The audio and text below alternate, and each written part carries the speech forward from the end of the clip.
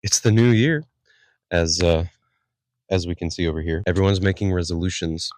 I guess the point is to change yourself, right? Now, it doesn't necessarily go too deep. It's not necessarily a fundamental change, but that's the basic concept at its core, is it not? Change is inevitable. Change is the natural state of being. Change is not the be all end all, but it is a necessary element of existence. Because without change, nothing grows, nothing continues, and nothing progresses. Now, my style and taste, both creatively and consumptively, are constantly changing. They're continually changing. Particularly for me, of course, this comes across in and affects most directly my music. Now, listen to these excerpts of songs that I wrote.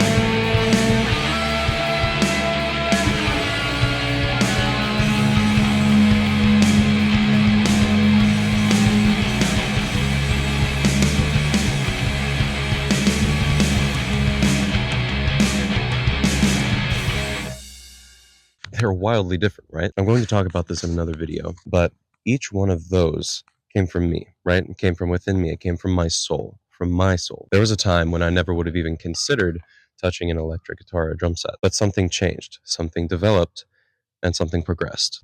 So you have to ask the question, where does this come from? Where does this change come from? Because tastes are downstream from your experiences, right? And your experiences are downstream from your culture, and your culture is downstream from your religion, whether you believe in a god or none at all. But herein lies the crux of what I'm talking about. It's not directly downstream. None of them are directly downstream or upstream from either or any. Just as your experiences are directed partly and also informed by your culture, they are also guided and directed by your tastes, because you will be attracted to things that you find tasteful, and so you will experience those things. It goes both ways, or sometimes neither, because your experiences aren't just informed by your tastes, and they're not just informed by your culture or religion. They are all informed by each other, both directly and indirectly. Your friends, your philosophy, your worldview, your experiences, all of it is interconnected. It is a system. This is the presupposition, not for specifically what I am saying, but for life as it is. Everything is, that's its own statement alone, but everything is an interconnected system. You are part of that system. I am part of that system. Your interaction with this video is part of that system. My interaction with you through this video is part of that system.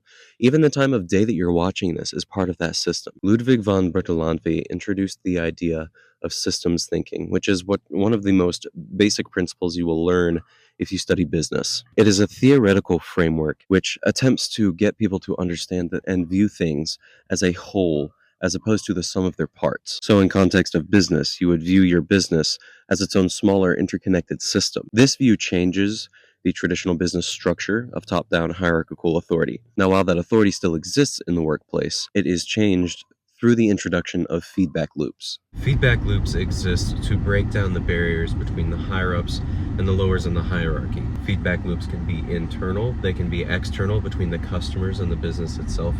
They can look like many things. At its very core, a feedback loop exists to interact with the system that is in place, and that is to better understand the system as a whole. Why?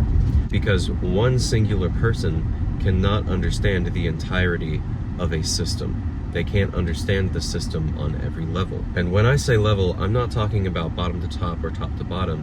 While that is included in it, I'm also talking about emotional understanding, technical knowledge at the top, technical knowledge at the bottom, understanding what the bottom needs to function properly, understanding what the top needs to maximize profits or maximize the interests of those who work in the company. Those are the levels I'm talking about. This understanding encompasses every level at any and all points within the system. So this is the next level of understanding. You must grasp that the system in place is not linear itself either. It's not just a flat plane with roads connecting things and lines connecting all the ideas and dots. It is a sphere. When you take a sphere and cut it and view it in two-dimensional space, you see a circle. This circle is a cross-section of the sphere. You're seeing connections, you're seeing points, you're seeing what looks like an entire system, but it's not. I can take this sphere and I can pass it along the 2D plane. And as long as you're on the 2D plane, all you will ever see at any given point is just that cross-section of the sphere. You'll never see the whole picture until you remove yourself from the 2D plane and embrace the whole system. You will never see the whole system, you will never see the whole sphere, you will just see the circle. Until you can view your life as this sphere, you will be stuck thinking linearly. And this will affect every aspect of your life, because even though you are just a small part of this overall system that we call life, your experience of this system is right here. Life is not as black and white as we would like it to be. It's not just red versus blue. It's not just old versus young. It's not just rich versus poor. It is everything, everywhere, all at once, fighting with itself. Because with any individual point within a system, there is naturally another point opposing it. And that is what holds it together. So stop viewing your life as an independent thing. There is no thing that is its own independent event. Independent events don't exist. Definitionally, they cannot exist because they don't exist apart from their context.